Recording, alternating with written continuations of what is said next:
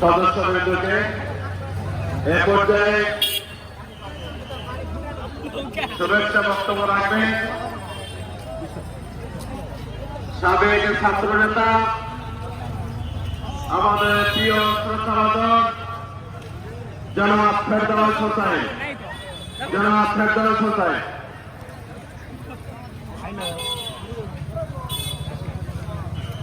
আলহামদুলিল্লাহ রাব্বিল আলামিন والصلاة والسلام على سيد المرسلين।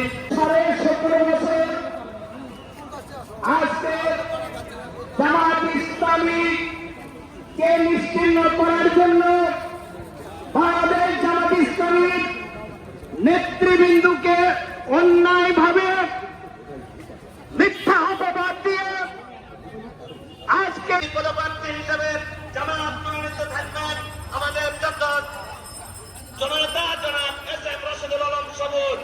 আসুন আগামী দিনের এই নির্বাচনে আমরা সকলে সর্বশক্তি নিয়োগ করে সব নেতৃত্ব জাতীয় সংসদে পাঠানোর জন্য চেষ্টা করবো ইনশাআল্লাহ। এই আহ্বান রেখে আমি আমার শুভেচ্ছা বক্তব্য এখানে শেষ করছি। আল্লাহ হাফেজ। আল্লাহ হাফেজ। বাংলাদেশ জিন্দাবাদ। আক্কেলপুর উপজেলাবাসীর পক্ষ থেকে মোবারকবাদ যাবে।